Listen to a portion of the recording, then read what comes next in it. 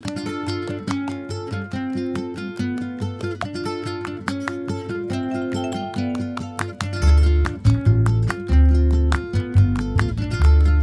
à toutes et à tous, bienvenue dans ce nouvel épisode des Azuréens du bout du monde.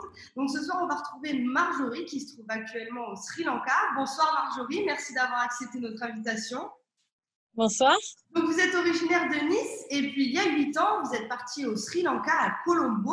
Je voulais vous demander qu'est-ce que vous faites exactement là-bas? Je suis venue à Colombo pour un stage de fin d'études il y a 8 ans. J'étais en stage à l'ambassade de France et j'ai rencontré mon mari ici, qui est un Sri Lankais qui a grandi en France, qui venait juste de revenir. Et on a monté une agence de voyage à Typique Lanka il y a 8 ans.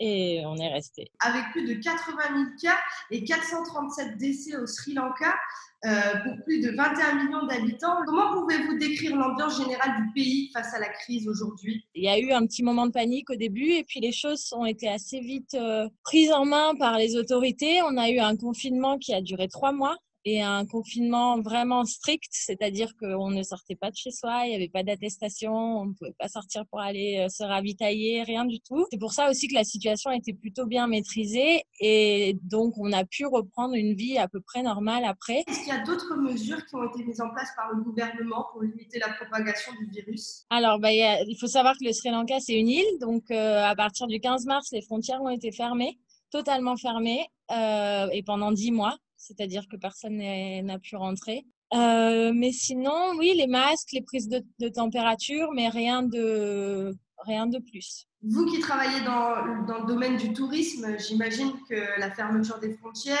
même d'autres mesures qui ont été mises en place ont dû impacter votre travail. Vous pouvez nous en dire un peu plus? On était 25 au mois de mars, on n'est plus que 4 à l'agence.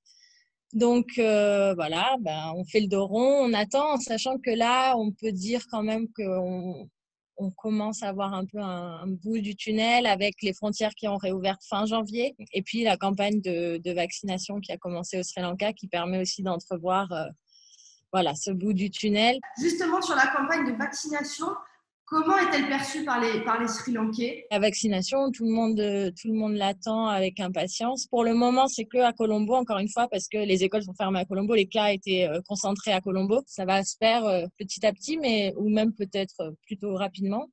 Et c'est une bonne chose. Avec la fermeture de frontières également, ça a été compliqué. Enfin, vous n'avez pas pu rentrer en France. J'imagine que c'est une situation difficile pour vous. C'est ce qui est le plus dur et c'est dans ces moments-là où on se rend compte que l'expatriation, ça a plein de bons côtés, mais effectivement, on avait l'impression et on avait oublié même que c'était possible d'être bloqué.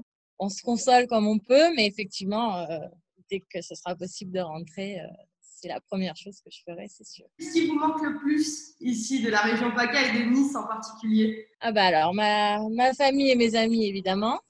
Mais la nourriture, beaucoup, parce que ça, pour le moment, même après 8 ans, j'ai le rice and curry, bon, c'est bien, mais voilà, ma petite baguette, mon petit pain bagna, ça me manque. Écoutez Marjorie, merci beaucoup d'avoir pris le temps de répondre à nos questions. Merci d'avoir répondu présente à mon invitation.